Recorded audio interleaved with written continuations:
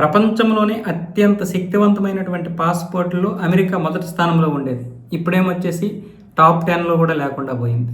దాని శక్తి తగ్గుతూ వస్తుంది. ఇప్పుడు 12వ ర్యాంక్ అయితే వచ్చింది. కిందటి సంవత్సరం 9వ ర్యాంకులో ఉండేది. ఇప్పుడేమొచ్చేసి 12వ ర్యాంక్ అయితే సంపాదించుకుంది. మొదటి స్థానంలో సింగపూర్, 2వ స్థానంలో దక్షిణ కొరియా, 3వ స్థానంలో ఏమొచ్చేసి జపాన్ ఉంది.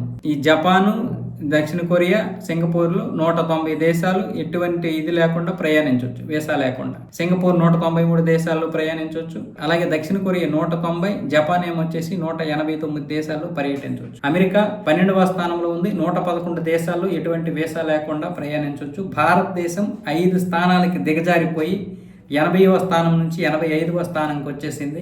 మనం 57 దేశాల్లోనైతే వీసా లేకుండా ప్రయాణం చేయొచ్చు. ఇక చైనా 2014, 2015లో 95వ స్థానంలో ఉండేది.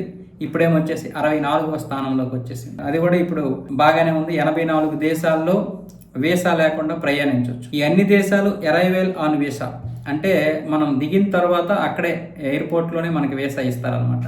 ఈ ఏవైతే ఎన్ని దేశాలు అయితే వీసా లేకుండా ప్రయాణించవచ్చో ఆ దేశాలన్నీ, ముఖ్యంగా మనం 57 దేశాల్లో ప్రయాణించవచ్చు. 57 దేశాల్లో మనం అక్కడ అరైవల్ అయిన తర్వాత, ఫ్లైట్ దిగిన తర్వాత ఎయిర్పోర్ట్లోనే ఇస్తారు. ఇలా టాప్ 10 నుంచి కూడా అమెరికా పోయింది. అలాగే మన దేశం కూడా కొంతవరకు దిగజారిపోయింది.